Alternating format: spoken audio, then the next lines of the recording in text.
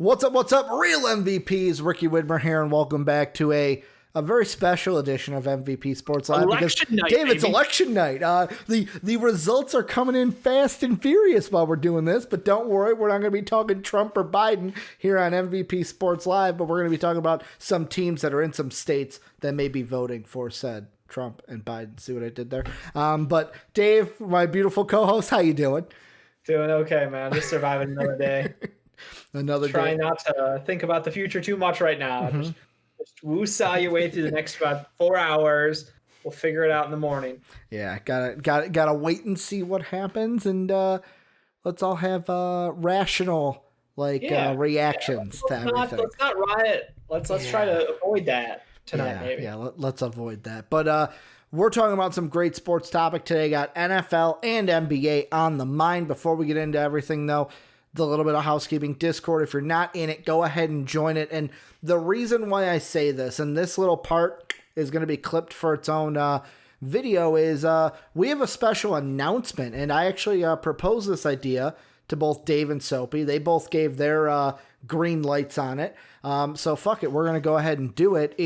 We are going to have a Discord only NBA mock draft. So how it's going to work is, first off, if you want to be in on this, join the Discord. Link down below if you're on YouTube, ! Discord. Type that into Twitch chat right now. It'll pull up a link for you to join the Discord. I am going to ask the Discord later this week, like, hey, who would want to do this? Whoever it is, send me a DM on Discord. We're going to assign teams to everyone. And then based off of that, it's going to be like, so let's say Dave's in on it. Dave is like Eric right now. So you're Eric. Eric is in on it. Hey, Eric, you have the Lakers. So basically, why can't I just be Dave? You could be Dave. I gotta be Eric. Fine. Dave, you have the Bulls. Basically, I will then, after we have everyone assigned to a random team, everyone will have the same Google Excel to look at. I'll be the only one we will be the only ones to edit it. And basically, it'll just be like, all right, who owns the T-Wolves? We message them. You give us the pick. And I do that with everyone down the line. And then basically what happens is we take that mock, and Dave, Soapy, and I are going to record a video reacting to it. How'd the mock go? What do we like? What do we don't like? No trades. Soapy said, make sure there's not. He's like, is there going to be trades? No trades. That's way too complicated. It's basically going to be, Dave, you're on the clock at number 1. I send you a message in Discord. You tell me your pick. Because you'll be able to see the Google spreadsheet, you'll be able to see who is taken and who is not. So if you're not in the Discord, that's why I'm bringing this up. Put that down below, that link, click it, join the Discord, and you can be in on the Discord mock draft. If you're in Twitch right now, ! Discord gets you that link. More rules to come in the Discord, of course. Dave, the other thing, if you want to support us, check out patreon.com/MVPvids, but you can also throw us a sub on Twitch, where we are live every Monday through Friday, twitch.tv/MVPvids, and we're also on YouTube at MVP Sports. So, with all that out of the way, Dave, we have a Monday Night Football game to talk about, Dave, and I'm just going to let you take it away, Dave, because you were frustrated in the Discord. You were speaking your mind about the play. I had not seen it yet, so I was like, okay, let's see. And then I saw it, and I was like, oh, that's pass interference. That is pass interference. How is that not pass interference? And, the commentators were trying to make it seem like less of a big deal. Like, well, it's the fourth quarter. It's a game-deciding play. And, with a situation, understand where the refs were. No. He got there early. He made contact. The head was not turned. Head wasn't turned. All the criteria were met for pass interference. And the refs were like, nope, can't do it. But meanwhile, you go back a couple minutes, Tom Brady gets pass interference calls.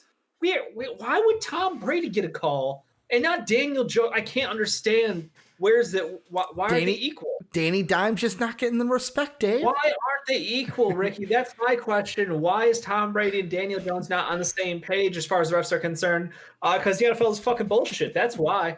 I don't understand this. I think it's a huge miscall, and it hurts the Giants a lot here because Daniel Jones, I saw this amazing stat, and I have to share it with you guys. Yep. He has 4 wins so far in his career. 3 of them are against the Washington Redskins. The Washington Redskins / the Washington football team. Yep, the football team. So both of those teams, he was 3-0 against them.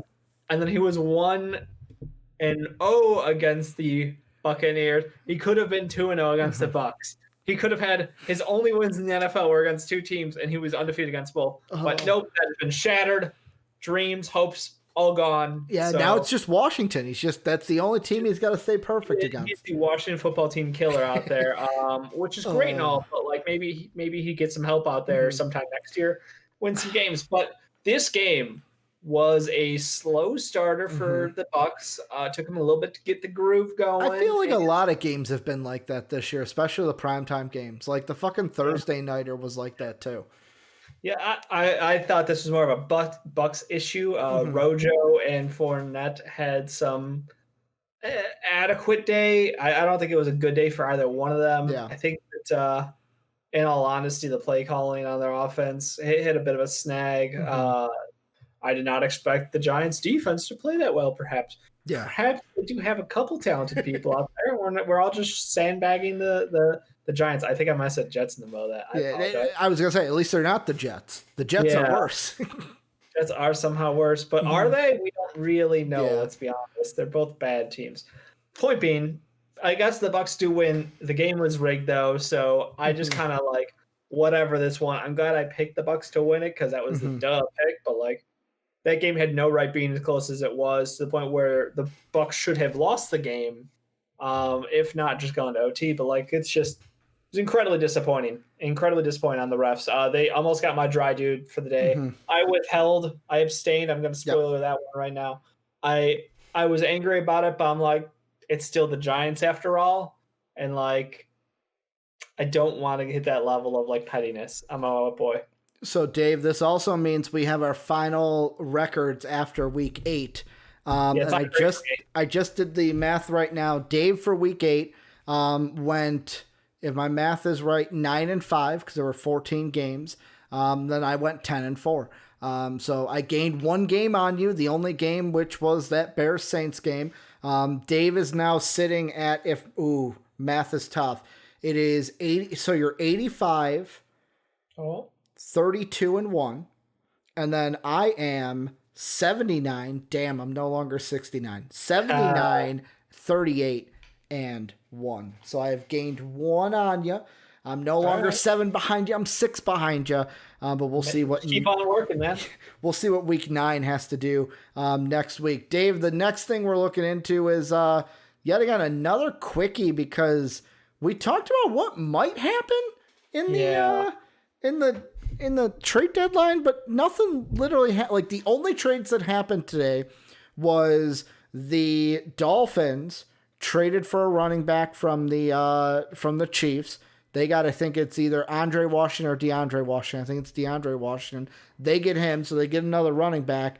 And then the Dolphins, I think, sent a linebacker, Wilson, over to the Patriots. The only 2 moves, very small moves. The thing I want to ask you about, though, is the one we talked about yesterday, because here's a tweet from Diana Rossini from ESPN. I'm told the Green Bay Packers have discussed trading for wide receiver Will Fuller. However, there's been a disagreement in Green Bay at the highest levels of the organization over whether or not adding an elite receiver in the short term would be worth the spend. Apparently, the Texans and the Packers couldn't decide on a deal for Fuller, like what was the right price.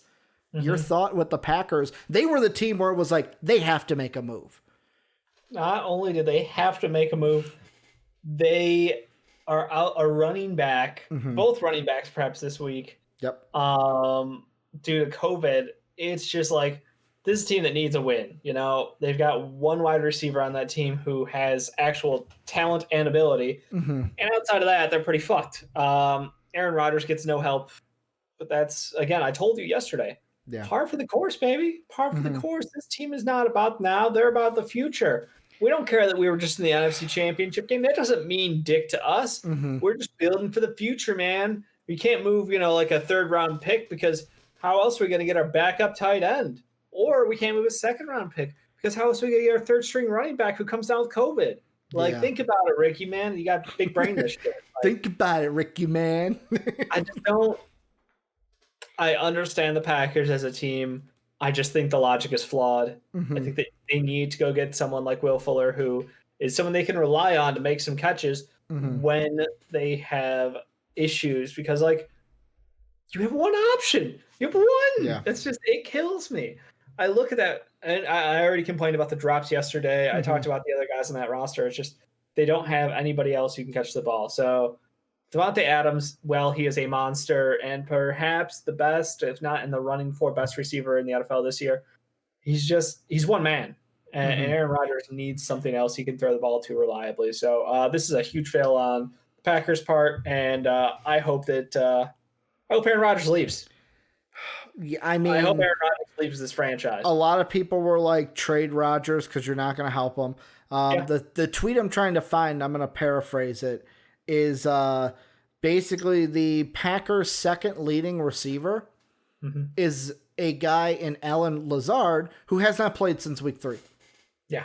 He is our second leading receiver, hasn't played since week 3. So that tells you all you need to know about the Green Bay Packers. But yeah, it was a very uneventful trade deadline. So it was almost like nothing really to talk about, but the Packers were one that was the most to talk about. And then Dave, the other kind of shorties, wanted to mention them.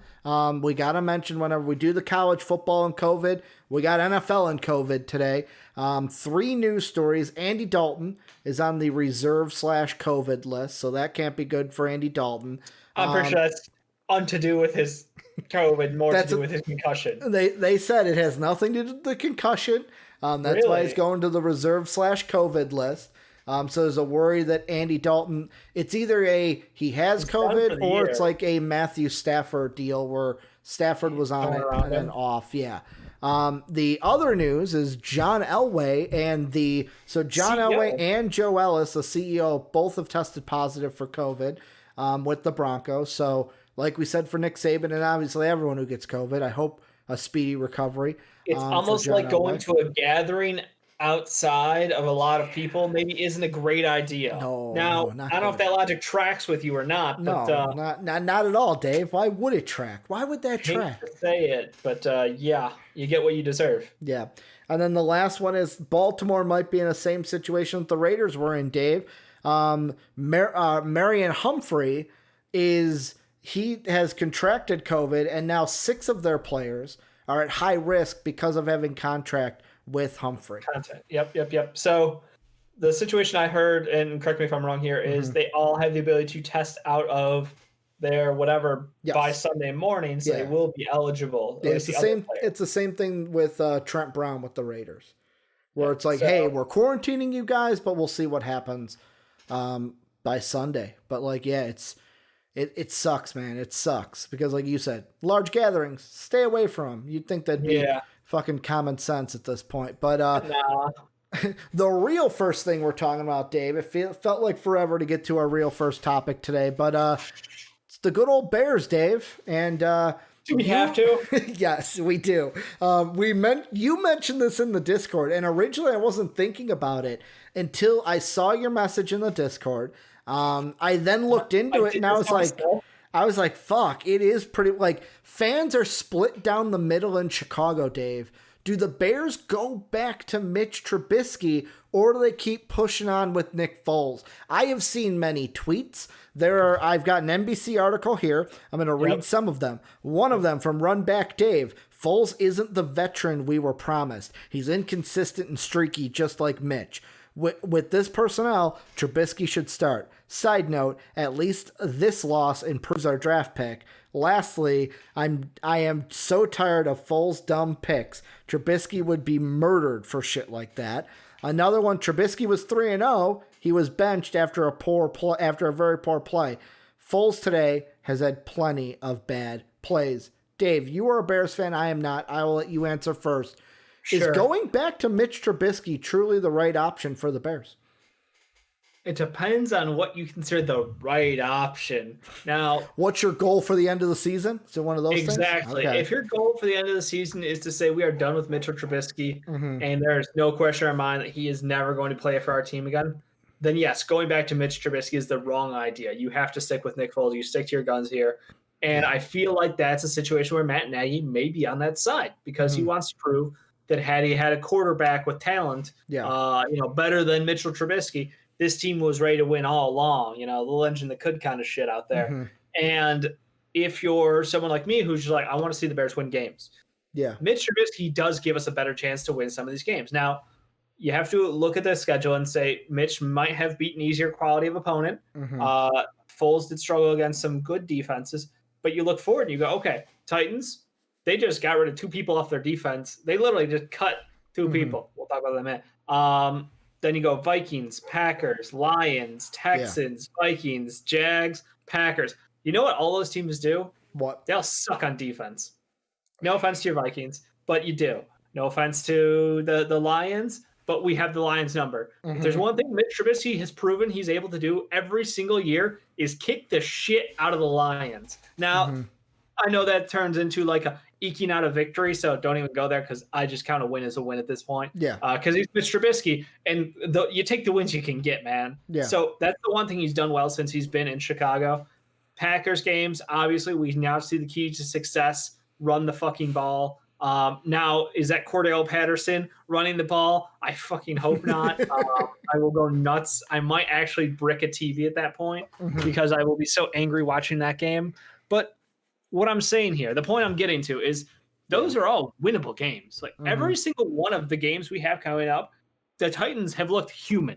Like that looks like a game where there's a chance we can beat the Titans. There's a very good chance we can beat the Vikings. There's a small chance, but there's a chance that we can beat the Packers. We have the Lions numbers. The Texans have looked atrocious.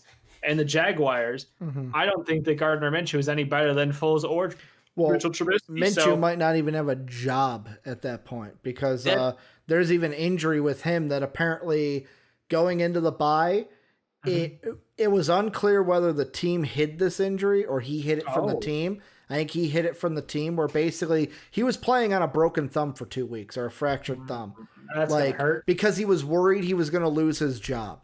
So he withheld that from the team. And then right before the bye, I was like, dude, I'm injured. Like my thumb is fucking killing me.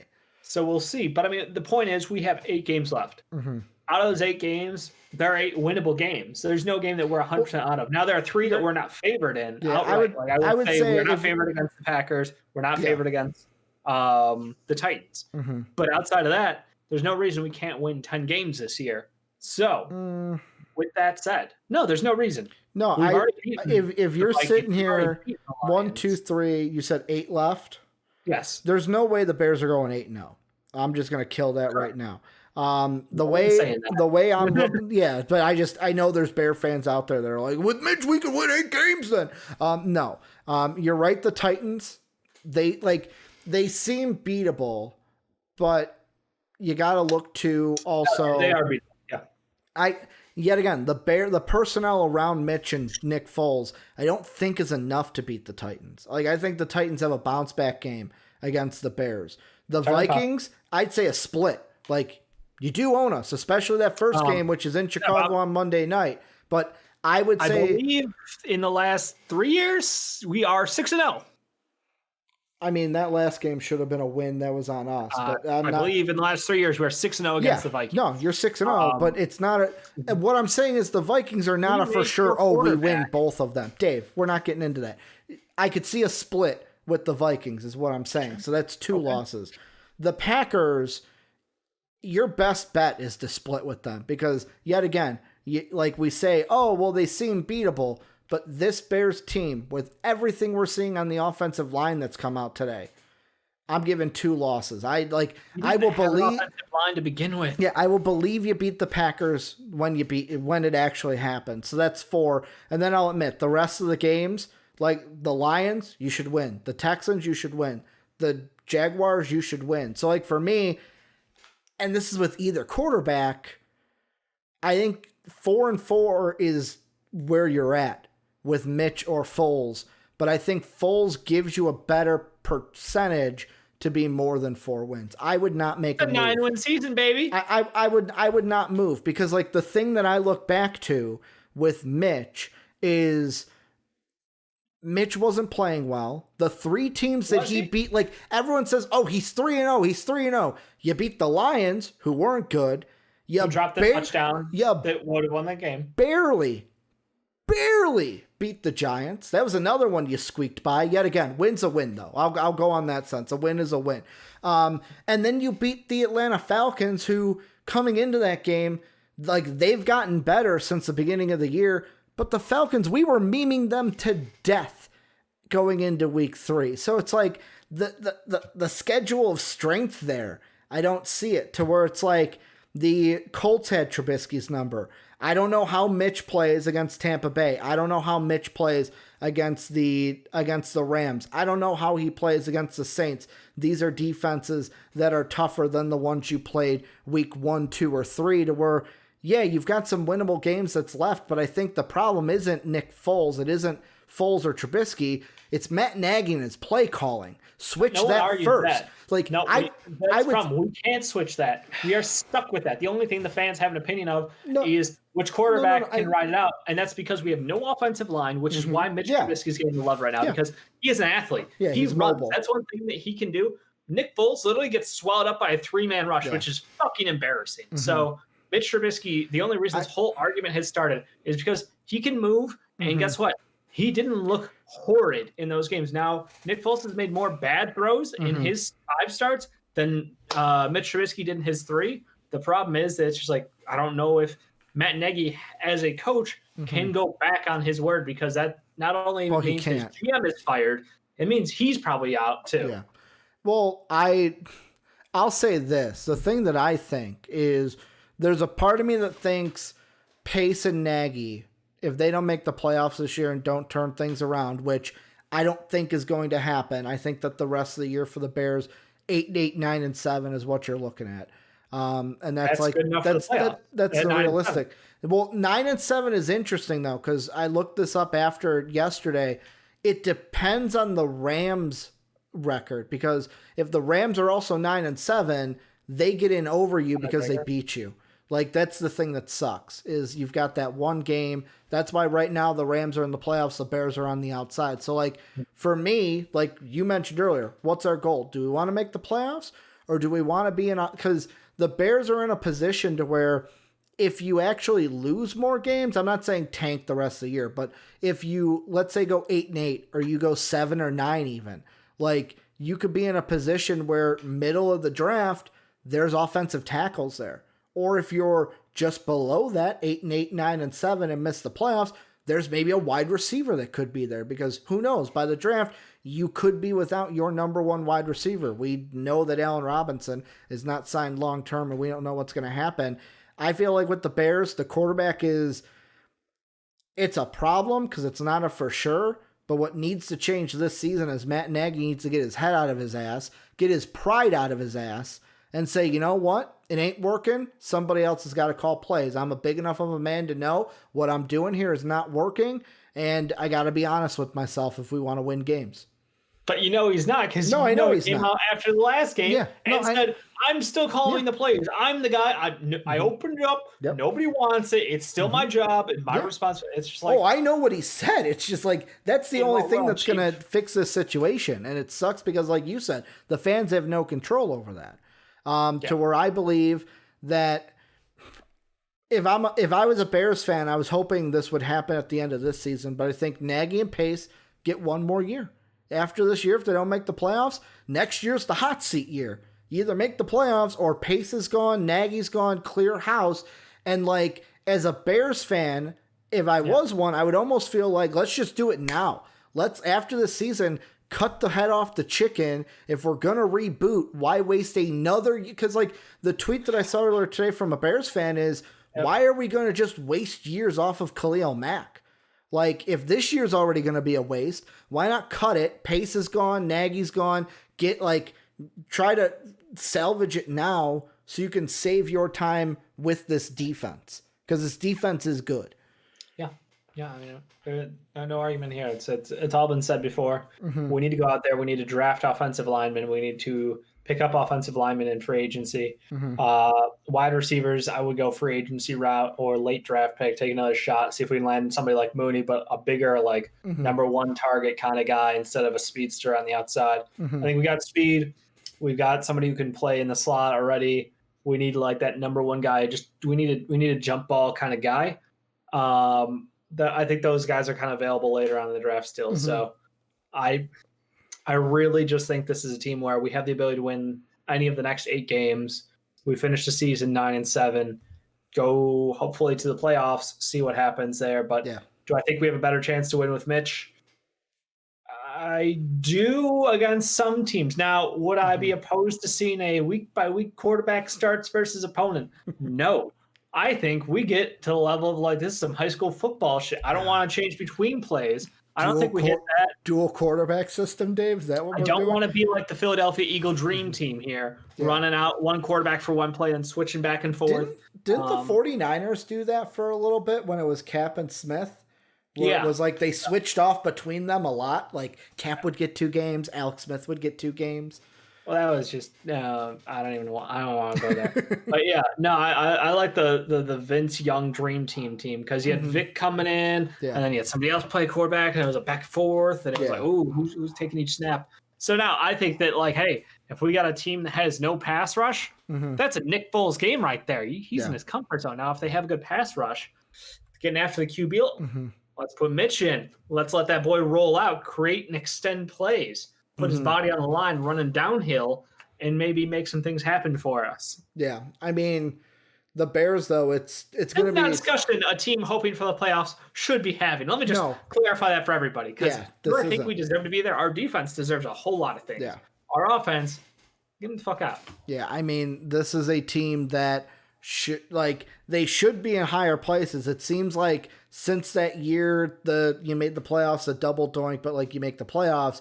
It's been like, boo, just downhill since. Our defense is as good as or better than the Colts. Our defense is good as or better than the Pittsburgh Steelers. But if you can't, better than the Baltimore Ravens. But if you can't score points, you can't win the game. Titans. Like, that's the thing. Yeah. Like, we have the scheme to do this shit. Yeah. We can fucking tough it out against anybody. And yet, those teams are finding ways to win. Because they have a quarterback, they have an offensive line, they have shit that works right for them and play calling. So think about this: your team, your offense is worse than like the one Super Bowl. You just said the Jets. Not even the Jets. Wasn't even going there. Like the one Super Bowl quarterback that everyone kind of clowns on in Trent Dilfer, who he played with a legendary defense. You guys have a defense that can be there. But the offense is just bringing them down so much to where you can't win games if you're not getting in the end zone. But Dave, one team you wanted to take a look at, we don't have a graphic, so I'm sorry, but the Titans, where they have they cut Joseph, their cornerback, today, and they also cut Vic Beasley, the linebacker. The one thing I will say, the Joseph one to me didn't really raise my ears or anything because I just saw this as they traded for King. They needed to cut a cornerback. Just like I think it's the Dolphins that traded for a running back today from the Chiefs. They're going to have to cut a running back. But to me, the interesting thing is Vic Beasley, because this is a guy who I want to say started his career with the Falcons. Now he finds himself in Tennessee and now can't get it done. And the Titans are cutting 2 guys off their defense at a time when they're struggling a little bit, losing 2 straight games to Pittsburgh and Cincinnati. Yeah, I mean, one of those games they should have won. That's pretty fucking clear. But no, the reception from their fans is incredibly positive. Jonathan Joseph was apparently one of the worst corners in football. Little did I know, because I don't follow the Titans that closely. Yeah. So that was incredibly positive that they got rid of him. The Vic Beasley thing was kind of like he was a warm body out there for us. Yeah. That was his contribution to the team. He was a body on the field that could play football sometimes for us. He wasn't excellent. He wasn't even good. He was just someone out there. So like he's a second stringer now. Is that what we're saying? He's a bust. I'm gonna say it. He's a bust. He was taken 8th overall. In 2015. Played 4 years with the Falcons. Now this was his first year with the Titans, and he's cut. I'm sure he'll get picked up again because he has that again, 8th overall pick allure to him. So somebody will think they can find a way to polish that. He was a Pro Bowler and led the leagues in sacks 4 years ago. Like his second year in the league, like where did that guy go? Because right now you look like a bust.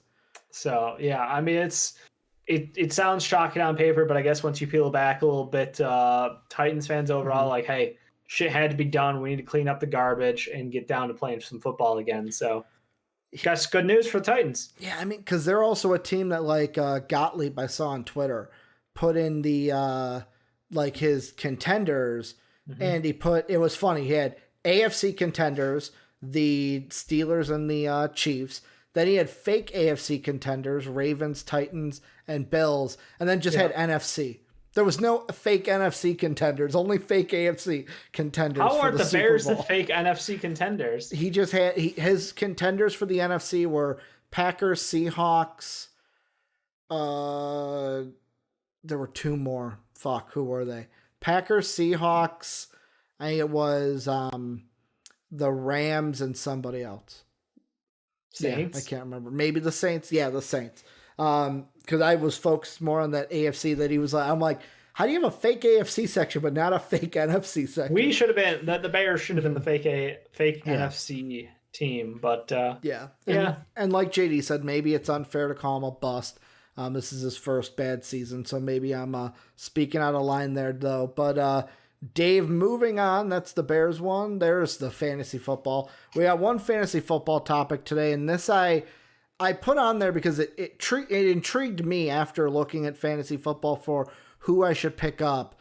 There's a question wrapping around the fantasy football world of should owners, if you own a Dallas Cowboy, should you just cut them and not play a Cowboy and basically be like, you know what? I'm treating the Cowboys like I treat the Jets. Nope, nobody of them on my team. No. I mean, they're bad, but they're not that. I don't know. Okay, number one, don't start the defense. That's clear. Now, as far as other value on that team, you have to look number one, Ezekiel Elliott, Captain Fumble. Yeah, the man can't keep his hands on the ball. 6 and 8 points in the last 2 weeks.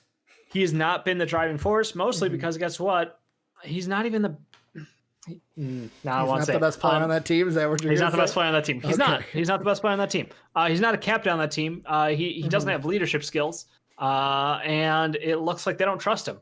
Yeah. So when all that's going on at once, and your team has a void of leadership in that locker room, not only from not having Dak there, but also challenging your head coaches, like all this stuff floating around, he's not the guy who's stepping up and talking and leading the gun. So I got no faith in him. I'm out on Ezekiel Elliott. Now, wide receiver core, that is where I think there is still value there. I think Amari Cooper can get some catches. I know Gallup and Schultz. Schultz became the default dump-off guy. So as far as tight ends go, tight ends not a super deep group usually. I think you can look at him for someone who will get targets because that's what a tight end's there for. Tight end, we always joke about, but it's the young quarterback's best friend. Yeah. He's the safety blanket. He's the guy who's going to run that little slant across the middle of the field for about 7 yards, make you feel good. I don't know. I'm a little bit of Mel. A little bit of a Mel group there. I love it. But yeah, I mean, I do feel that he is someone who, if you need a high floor tight end, you can look at Schultz. I think that Cooper and Galloway. Why am I? No, you're right. playing? Gallup. It's Michael Gallup. Yep. I was thinking Galloway because I was like, oh, he was no, wrong decade, Dave. Wrong decade. Were you going to bring up Roy Williams too? Yikes. Point being, yep. There is still talent on that team as far as fantasy is concerned. Now, CeeDee Lamb is a tricky one. He's boom or bust. Yeah. I don't touch him. He is too unpredictable to touch for me. So I think that you got 3 options on that team, and I stay away from everybody else. I mean, touch you. For me, like Amari Cooper is one that I'm like, what? Biden's winning Florida. Fuck yeah, by let's go. 0.6. Let's right go. now. 2020. Let's go. Blue Wave. Let's go. But back to the sports. Blue Wave Cowboys. Amari Cooper, I'm on the side of cut all Cowboys. That's where I'm at. I like the trying to see value in people. I agree with Zeke. Like, Nuh-uh, I ain't touching him this year, which is bad because you spent such a high pick on him like you do always. Like, Amari Cooper I would love to see because, like, Amari Cooper in PPR fantasy, I think, or PPR value still has some value to your team. Yeah. In non-PPR, like one of our leagues is, like, he had 8 and 0 points the last 2 weeks. If you're in non-PPR, Amari Cooper for no show. I feel like in PPR, you might hang on to him just in case. But yet again, I like the quarterback that they're going to play this week, Dave. I wanted to actually quiz you on him. Like a little fun game because I know you don't know who he is. It's not DiNucci. They are activating someone else to maybe start at quarterback this week. This guy was born in 1993, November 21st of 93. Cool. He went to Central Michigan and went undrafted in 2017. The 3 teams he's played for. He played for the Cowboys from 2017 to 2019, and this year has spent time on the Giants and the Cowboys practice squads. Garrett Gilbert. No, he was the guy from SMU you really liked. Cooper Rush. Cooper Rush. Cooper Rush. Didn't even know who he was before today. Yeah. Just Googled it. Completely forgot anything about him. But they're thinking about activating Cooper Rush from the practice squad so that he could start this week. Because DiNucci had his own either questioning how bad he was or he had something with an injury that they have to be they need to start on. But that is how bad it is right now. If you are a Cowboy. So, like, for me, I just don't start any of them. I just Ryan Fitzpatrick was available, and they didn't trade for him. Yeah, because they entered the tank. Everyone that. That's why they entered the tank. Yep. If they did, I agree. If they did what you wanted them to do, they should have. But I feel like Jerry Jones. I felt like all today Cowboy fans on Twitter, they were all like, can we trade Jerry Jones? Is that possible to trade him? Because they're done with him. Dave, before we move on to the basketball stuff, we got Wet Boys today. We got one Wet Boy today because I'll be honest, there weren't a lot to pick from in that Monday night game. If the patrons were like, we're going to pick who I was going to pick or pick somebody, I was going to dive into the soccer world because that's the only thing that was going on. But luckily I didn't have to, Dave. Our Wet Boys, these are dampest of dudes, soggiest shooters, moistest of men, sometimes the mistiest of misses. These are our Wet Boys. You had to do it. These are our players of the game, players of the day before, in case you're new and don't know that. Patrons at patreon.com/MVP vids get to vote for their own. Dave gets one, I get one. The patrons get one. And Dave, our lone Wet Boy, it is not preloaded, so it's not Dalvin Cook. It's my Wet Boy, and it is the none other than Rob Gronkowski. Yeah, I mean, that's cool. Oh, hey, there it is. Yeah, Rob Gronkowski. And the only reason I'm giving him a Wet Boy is you might look and you might say, Ricky, 41 yards, 4 receptions, 1 touchdown. It's an okay game. The reason why is value at the tight end position, Dave. I think this is now in the last 4 games Gronk has played. He has had a touchdown in each of those games. So yet again, if you're like me and you had George Kittle, I almost said Gary Kittle, might be his father. George Kittle, you might look to trade for Rob Gronkowski. He was one that I looked at, the guy that I'd be trading with. I'm like, he doesn't need anything that I have. I have sent an offer out for TJ Hawkinson. So Mark's wife, please look at that and get back to me on that as soon as possible. Otherwise, I'm hitting the waiver wire because I need a tight end this week in fantasy football. And it's not funny because I really, really, really need a tight end. But Dave, don't have a graphic for this topic either. Blame Photoshop for that. But the next thing we're diving into is NBA. It is the Philadelphia 76ers, and it's also the Houston Rockets. So Shams put out a little nugget today. This was talked about in our Discord group a little bit. Shams on The Athletic said, I'm told Philadelphia is expected to be interested in and pursue James Harden. Dave, is there any chance James Harden becomes a Philadelphia 76er?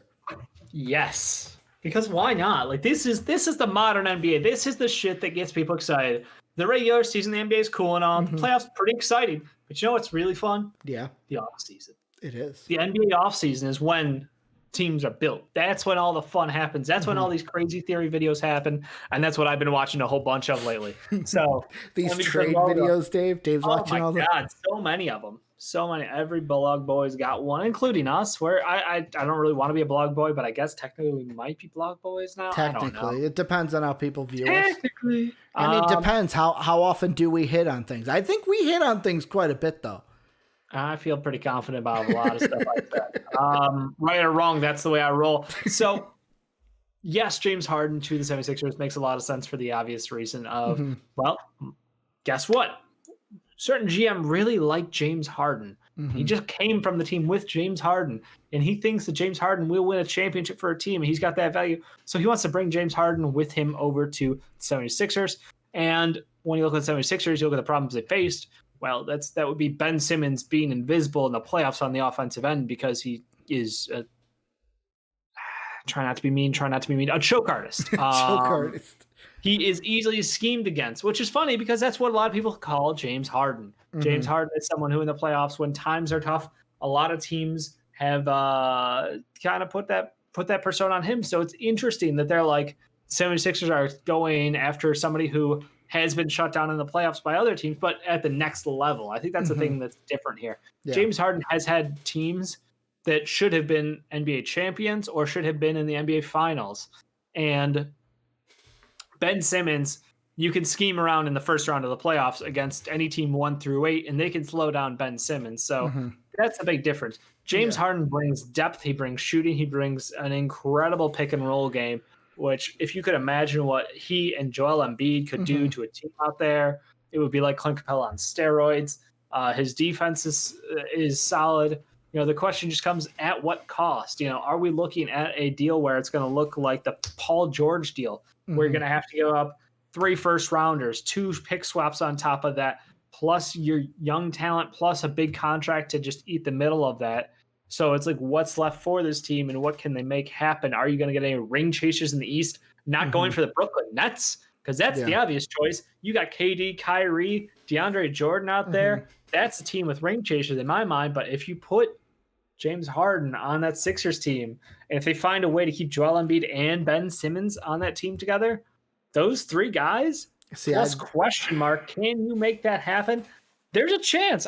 After this year, absolutely. There's a chance that team could win the NBA Finals. That's what I love about basketball. It's like, if you ask me if the Miami Heat had a chance to compete in the finals, I would be like, probably not. I mean, they're a good team, but they're not a great team. Turns out, if you get hot at the right time, hustle can win games. And James Harden can bust his ass out there and shoot threes like nobody else's business. He's one of the most efficient shooters of all time. Yeah. And it's because of his immense propensity of getting to the line. Like, he hits you from deep, he hits you in the paint, he can work with those guys, and he can be a leader that they've sorely needed in that team because Jimmy Butler got fucking pushed out of town, wrongfully so, because their head coach was an idiot. Ring the bell. So here's my problem, though. And you talked a lot about what James Harden brings to 76ers, and you're right. Like, he would be amazing for that team. Do the Sixers have enough to pull the deal? And 2, would the Rockets want what the Sixers would be trying to sell them? And the question that I have, and maybe this is me being elementary here, but I feel like if I'm the Rockets, Ben Simmons would have to be involved. Like, I don't give a shit what your picks are, because if I'm giving you James Harden and you're keeping Ben and Joe, those picks are going to be useless because they're going to be at the end of the draft. Like, ask the Clippers how that looks. Ask the Thunder how that situation is going to look in 5 years from now. I mean, yet again, it could blow up in their faces, but I don't think it would, especially because, like, the contract situation. The guy who's been injured for 3/4 of his career in Joel Embiid. Yeah. The guy who's been injured for a good chunk of his career in Ben Simmons. But you look at it, and let me see. I got to pull up Joe's contract because I've got the other 2. So Joe and Harden are both at 3-year deals. Ben Simmons is at 5. Even with Joel injured, I think Harden and Ben could bring the Sixers to where they were this year at least, which is 20 and below. Like, the Heat are 20th. I think the 76er pick is 22. So, like, a lot of those picks don't really excite me. Maybe it's the 2024s and the 2025s and like those would. You're getting, a 2020 pick. You're getting a 2022. You're getting a 2024. Yeah. And you're getting a pick swap in like 2023, a pick swap in 2025. But that's the thing. Are the Rockets going to want the future, or do they want what's going to help them now? And I feel like they're in a situation where I'm not trading James Harden from the Rockets if I am getting two things. A, the future, because those picks, although I trash them for being low, the up front ones, this year. more picks are better, more chances to scout guys. But also I'm in a situation where I'm like, I need to win now. Like, I have a roster that can try to win now. I don't think they win now. Who thinks the Rockets can win a championship going into this next season? Rockets fans? No. You don't think Rocket fans think they can win a championship? They had everything going for them this season and they couldn't win. I mean, and now you're telling me that we're going to have a healthy Golden State next year? Yeah. And LeBron with a retool team and the Clippers with a retool team? I didn't even think they were going to win a championship when people thought they were going to win a championship. So you're speaking to the choir here. The Jazz adding back Bojan Bogdanovic. I mean, the Nuggets getting a full season of MPJ, full health, Bull added to that roster, plus a draft pick. The Rockets are at a point where if you're even considering trading James Harden, you're already thinking rebuild. You're already thinking, I'm reloading this team for the future because the East, fine, you have your fun over there. The West is a slaughter show right now at the top. You don't want any part of that because you've already tried. They've ran their head into the wall as far as they can go, and that's great. But if I'm thinking about moving on from James Harden, I'm also thinking I'm moving on from Russell Westbrook. I'm going, hey, New York, what you doing over there? Would you like yourself a Russ? What other teams would be interested in him? I don't know. I'm just pointing at the obvious here. Maybe it's the Magic. Maybe it's a different team. Who cares? Point being is, if I'm even considering moving on from James, I'm already thinking I'm moving on from Russ. Well, I'm rebuilding this team. I've got great role players who every team would kill to get a pick, to get a PJ Tucker, a Robert Covington, someone of that talent. So you got to learn to flip those assets for the future, because that's one thing that Daryl Morey, well, I do like him as a GM and as a president of basketball operations. He did not value draft picks very highly. He was someone who's like, I will take the veterans. I will take the guys who are proven and who've been there, done that. Think about how many years he's moved through his draft picks and how many guys are on that roster who are still draft picks. Like fucking none. Yeah. Literally fucking none. Like that was his whole thing on the Rockets. So you think as a 76ers fan, we're shifting these draft picks that we've got back here. We're going to go all in on somebody. That's the Daryl Morey move. But that's the thing. I don't think at this point, like right now, as we're sitting here, November 3rd, 2020, you say the Rockets would enter a rebuild. I don't think the Rockets are there right now. Now, after this season, this next season that's going to start whenever it does, things change. Like, I don't think James Harden, if you're wanting James Harden to be traded to the Sixers this offseason, fat chance. There's like a 0% chance in my mind that happens because of the Rockets. And so they move on from Daryl Morey. They move on from Mike D'Antoni. I feel like the Rockets as an organization still want to, hey, we want to try to win with these guys. We don't want to enter the rebuild yet. That's how I feel the Rockets are. Whether they win, whether they don't, like, that's besides the point. They have no money to use to fill out that roster, to fill those gaps, and they're potentially going to lose some of those depth pieces who played on dirt contracts that help them get there. So, like, I don't see a way that the Rockets can improve to close the gap between them and other teams in the West. And without that, why the fuck are we going to waste an entire season of value out of James Harden, Rocco, PJ, and Westbrook? I agree with you. I don't think the Rockets themselves will want to trade James Harden this offseason. I think if a deal gets top, why wouldn't they clear at the bottom? That's feel like question. If a deal is going to get done, it's going to be done next offseason. And then it's like, okay, we can really see James Harden moving on to the 76ers. But at the same time, it comes back to my original point. How much will the Rockets want Ben Simmons on this team? Because if I'm doing what you're saying, and it's like, well, if I'm trading Harden, I'm trading Russ as well. Well, my biggest concern with Ben Simmons being on this Rocket team is how him and Russ would coincide together, both being ball handlers. But if I'm trading Russ, I don't have to worry about that. So like for me, if I'm the Rockets, Ben's got to be in that deal because I want to then build around Ben. Like if I'm entering a rebuild, then I need at least somebody that I can build around because the draft picks that you're giving me up front are not going to be high enough to get a guy like a Ben that I can build around to where I would need that. But the point is, if you include a Ben, that turns into James Harden for Ben Simmons in 2 picks. No swaps, no futures, no nothing. Just Ben and 2 picks, tops. Like, that's the problem. Instead of James Harden for, like Richardson or Toby and 5 picks, you're getting Ben and 2 picks. And they might be this year in, like, 2022. So you're not even getting the prime years that you could be capitalizing on the downside of that Sixers team because they're going to be so volatile. Who knows what'll happen in 4 years from now? Like, that's the thing.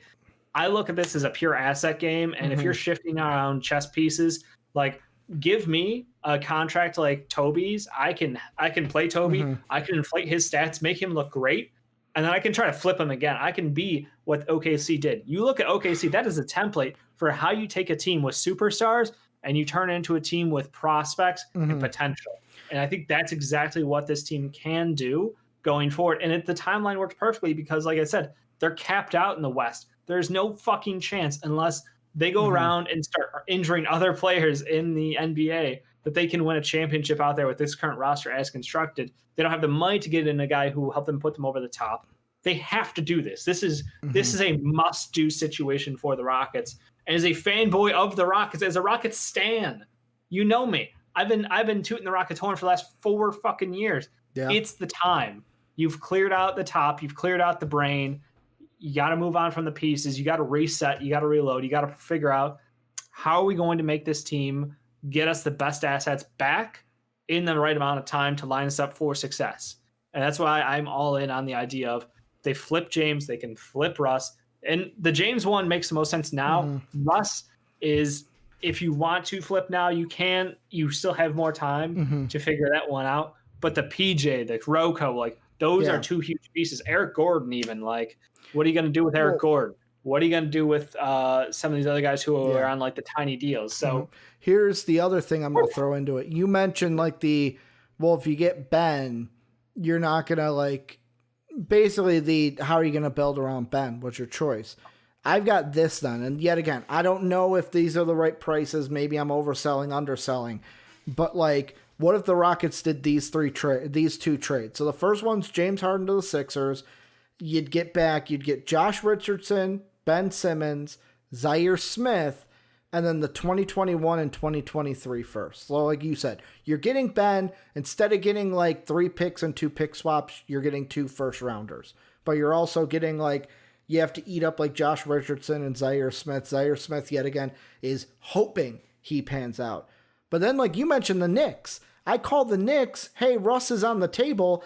And in that case, I get, like, yet again, if this is done in next offseason, Mitch Rob entering his last season, what are they going to, like, are they going to be on a Mitch Rob is going to re-sign with us? Is it going to be a, like, hey, let's use them in a trade piece to get a Russell Westbrook and get, like, a Mitch Rob and maybe 2 or 3 picks of the Knicks, where then it's like, okay, I'm getting Ben. Mitchell Robinson and 5 picks.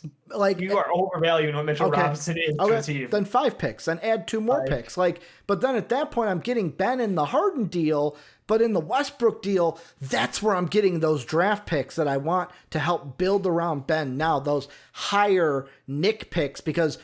But will they?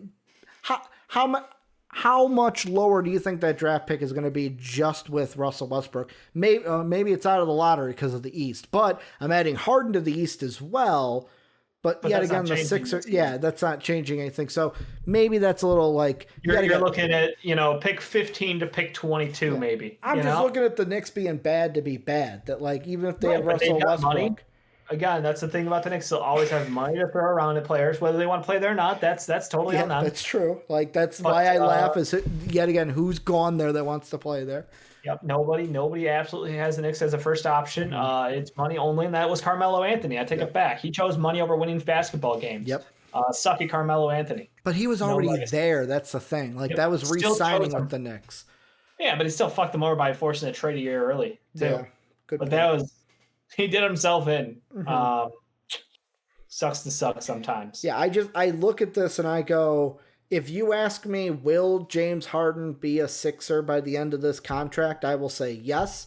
If you ask me if it's this offseason, I will say no. That's just how I feel about it right now. I think the Rockets should go all in on moving pieces and start a fire sale. Get the value, get the picks, especially for the next couple draft classes. Both look incredibly deep with like guys who could be breakout talents. So try to swing for the fences, build that draft capital up, move up in drafts if you need to, and get aggressive out there because you ain't winning anytime soon with that roster. Yeah, and you do make good points. Like, I personally believe what you say when you're like, you're not winning in the West right now with what it is. Like, I agree. It's just the leadership at the top for the Rockets. What are they thinking? Like, but they've changed. I understand. Do they think they could run it back? Like, do they honestly believe that?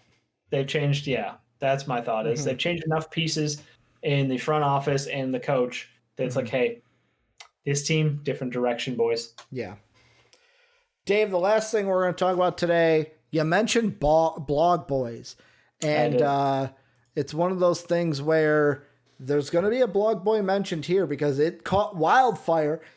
My article I'm looking at is from CBS, Dave, but you'll know why blog boy in a second. So here's the article from CBS about the Celtics and their draft. It says, it's not very common for a team coming off a trip to the Eastern Conference Finals to have 3 first-round picks in the upcoming NBA draft. But the wheeling and dealing, are they really wheeling and dealing? Boston Celtics have done in recent years have set them up for a position to be incredibly busy on draft night. Equipped with the 14th, the 26th, and the 30th picks in the draft on November 18th, the Celtics are looking to trade all 3 selections in an effort to move up further in the lottery, per the Ringer's Kevin O'Connor. However, about the Celtics trading up, boys. However, I get ready to believe that shit. However, he says no teams have been interested in Boston's offers so far. Here's my thing. Shocked. First off, I mean, I can't imagine the team would say no to 3 first-round picks this year, and I'm sure the war chest, Dave. I got the war chest back here. Let's open it up. He put it on the table, and like not even the 9th overall pick. They're like, nah, I can't move up from 14 to 9 for 3 fucking picks this year and 17 picks next year. Can't do it, boys. Dave, here's the question I want to ask. God, I hate Celtics rumors. I'm sorry. No. So I don't want to go through the old tired will they, won't they? We know they won't. But let's entertain that they do. Sure. Who are they trading up for? That's who I want to talk about is who should, if the Celtics are trading up, which they won't, but let's entertain it. Who are they trading up for? Who are they targeting to get? Now, I would have to say, looking at this team, the immediate fit in my mind is Onyeka Okongwu. Yep. He's someone who helps them match up against the Heat team. He's someone who can help shore up that paint defense. The other guy who I was wondering about was if they go after a point guard to help them because Kemba Walker is a choke artist who's a chump and a flopper. And I dislike very much at this point in his career, unfortunately. Yeah. But I think that they could get someone of good value and like a Kira Lewis Jr. At 14 anyway. Yeah. So it's interesting because I do wonder, I'm like, if they could move up and get like Kira and RJ, the 2 guys, RJ was one they were heavily rumored to be in like with. Yeah. And I think that if they could get Kira and RJ, that would be a huge win for them because I think both of those guys could contribute next year towards a playoff push and be meaningful minutes in the playoffs. I think the one thing that we love to see this season was watching these young kids get playoff minutes like Tyler Hero, who rookie put on his big boy pants right away and contributed at a high level. Is there anybody else at the top of this who would fit on that team perfectly? I don't know. I mean, like, if they could land a James Wiseman, sure. Well, it's that to me is the no-brainer. Like, if you have the firepower, and we're saying they do, and they're going to pull the trigger, and we're saying they are, James Wiseman would be my target. Yeah, I mean, so in the Discord today, there were we've got Bulls fans, so they were talking about the Celtics trading up to 4. And for me, I look at it and I go, I don't see the Celtics trading all the way up to 4 if Okongwu is the target. Right. But like a Wiseman may be, but here's the thing. How's the top 4 going to pan out? Because Wiseman's made comments. We're going to look at those tomorrow about how he doesn't want to play in Minnesota. So like Minnesota might not draft him, but like, let's say Edwards and Abdia go 1-2, whether that's to the T-Wolves and the Warriors, whether that's not. If Ball and Wiseman are sitting there at 3, the Hornets then hold that into play to where it's like, I feel like the Hornets would go Wiseman over Ball because I feel like the big man is more of a need for them than the point guard because Devonta Graham did look good this season. Most improved player of the year. Let's put some respect on him. Even like Luka said, give it to him, give the nomination to him over me. Luka's like, I'll be in the MVP conversation next year. You can have your most improved. Luka's like, I don't even need this. To where like if Wiseman is on the board at 4, then maybe the Celtics tried to move up to there. But like for me, it's more of like they're not going to move up to 4. They're looking to move up to 7 or 8 with the Pistons and the Knicks for like what you said, and Onyeka Okongwu, and moving up from 14 to 7. Would you need to trade all 3 picks to get up there, or would 2 be enough? Yeah, I can't imagine it would be 3 picks to get up there. That seems outlandishly high value for a class where we were talking about like who would want to trade up in this group. Like there's, we have a very mixed feelings as far as the talent drop after you get through that top 4. You're like, well, 4 to 20 or 5 to 20 range, like you got about equal chances to hit on all those picks. I feel like all those guys at their best pan out in the same range. Like that's honestly, I think a lot of these guys are able to contribute, but like the amount that can hit at a high rate, not a big difference between them. The one I'm looking at, and this is me. So my first trade that I would try to do if I'm the Celtics, call up the Pistons, call up the Knicks. Can I move up to get Onyeka Okongwu? Because to me, I feel like if Okongwu's there at 9, he's a wizard. That's just kind of where I've locked Okongwu into, where it's like he ain't going to get past 9. If you don't get a deal done there, I think my next target then is either like maybe the Suns or the Kings. I don't think the Spurs try to move. Like the Spurs could try to move back to get more picks, but like the Suns could because they could be like, well, there's point guards back where the Celtics are. We don't need anything up here. Same thing with the Kings, to where it's like if the rumors are true there, what you said to us before the show, Dave, of if they're high on Kira Lewis Jr., they think at 12 it's a reach, so we can trade with Boston and move back to where I almost feel like, okay, I didn't get a Okongwu. Patrick Williams is the next guy I think the Celtics are going to look to. Like Patrick Williams would be a good one, yeah. He doesn't fit the center role that Okongwu could, or rim protector role, I should say, that Okongwu would, but he's a player that has 3-and-D abilities. That's what I'm looking for, that you could use, and he's a player that would be able to step in sooner rather than later to contribute to a team that's got finals. Yeah. Everything I'm reading on Patrick Williams is that he is to some consent NBA ready. Like I see NBA ready in everything I read about him. And if you're the Celtics, you want someone who's NBA ready. Like I'm not saying Patrick Williams is going to be contributing like Tyler Hero, but you want to try to get that guy that is going to contribute. Someone who was a 4-year fucking player in college. Yeah. And he was in their closing lineup. So, I mean, that tells you where they're at for depth right now, where if someone like that can be in a critical lineup. But again, he was a 4-year pro, like in college. I shouldn't say pro, 4-year collegiate player. Yeah. And like in a good Tennessee team. He was the pivot point on that team. And I just don't know the impact. Like, I think Patrick Williams, I know Sean was incredibly high on him. I think he was at like, I want to say like 9 at some point on Sean's board. Maybe actually top 5 on his big board, but like that was never official because it was just mock draft season. Yeah. he was incredibly high in Patrick Williams. He thought he was better than Devin Vassell, which is fair because it's all just opinions at this point. There are no right or wrong answers. I just don't. He's the guy who I could see Danny Ainge picking though. Like he fits very much in that like high upside, athletic wing. Has the talent to do a little bit of everything for you, and he played on a really well systemed Florida State team, which means he should be plug and play on another great system with the Boston Celtics. He knows his role. He can knock down open shots. Sometimes I think he's got to work on that shooting. The 3-point percentage was fairly wasn't overly low, but it wasn't good. So like he's got to work on that shit. Let's put it that way.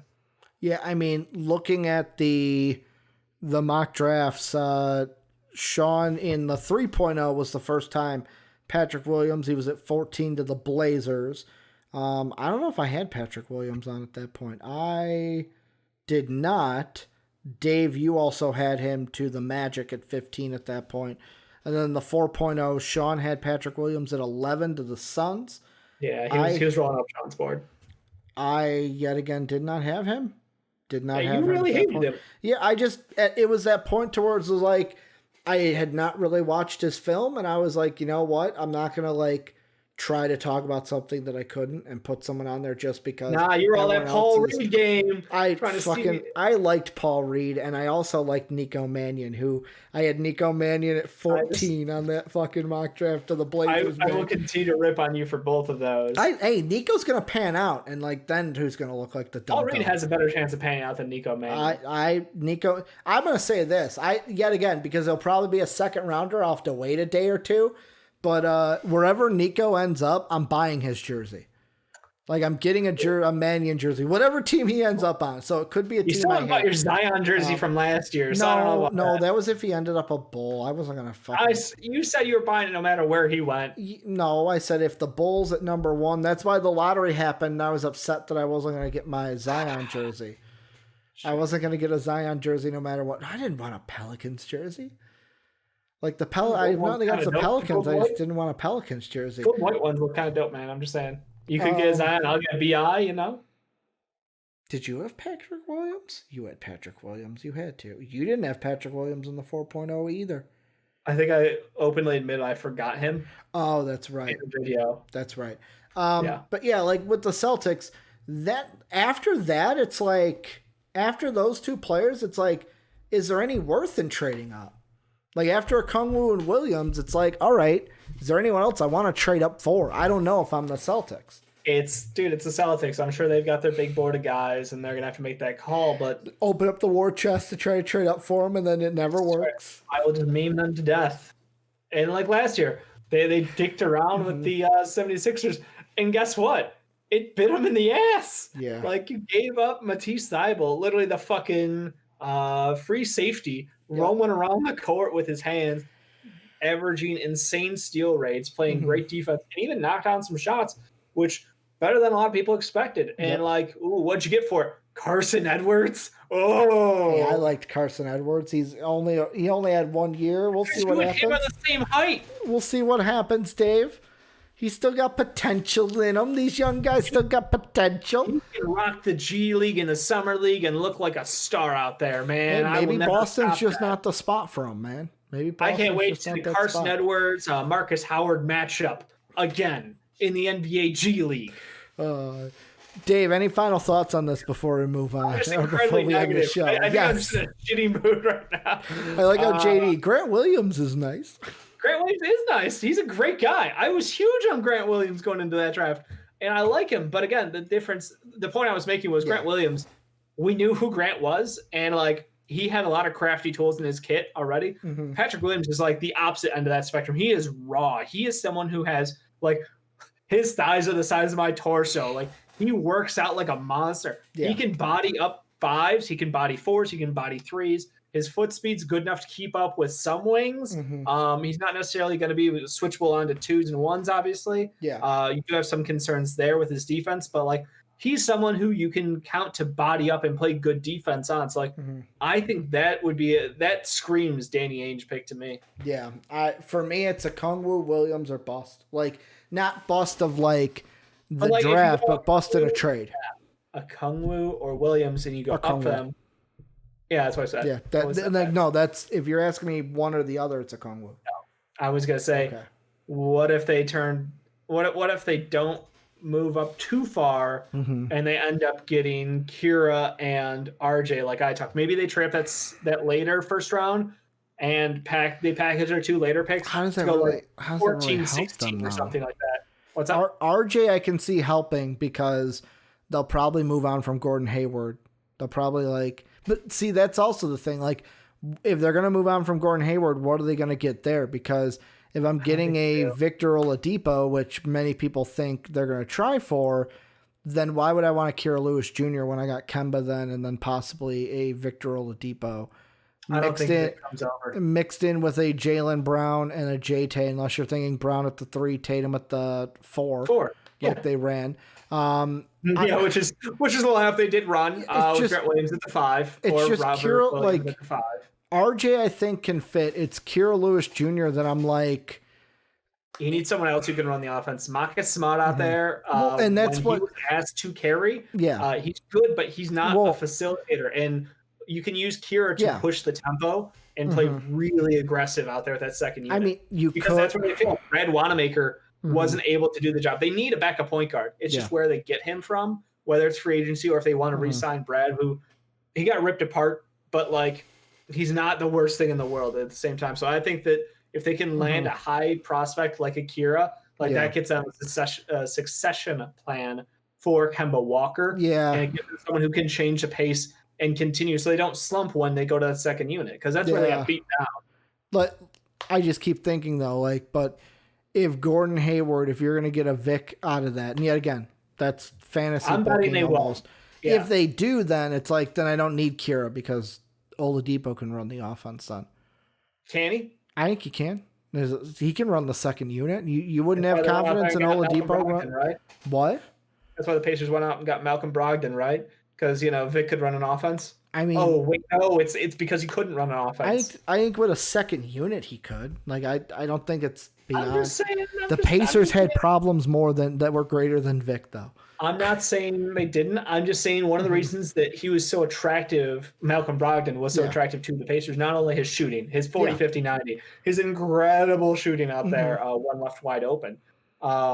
He was able to facilitate. He was a really good ball mover out there, and he was someone who doesn't need to be a primary, but he can excel out there with another ball handler. So that's what Vic needs. I feel like Vic needs a counterpart to play off of. I think when Vic is on his own, it's too easy for teams to kind of lock him up, and then he gets closed-minded as far as his vision on the offense. Yeah, narrow vision. I'm still, if you are on the side they're getting Victor Oladipo for Gordon Hayward, that changes things. They could. They could.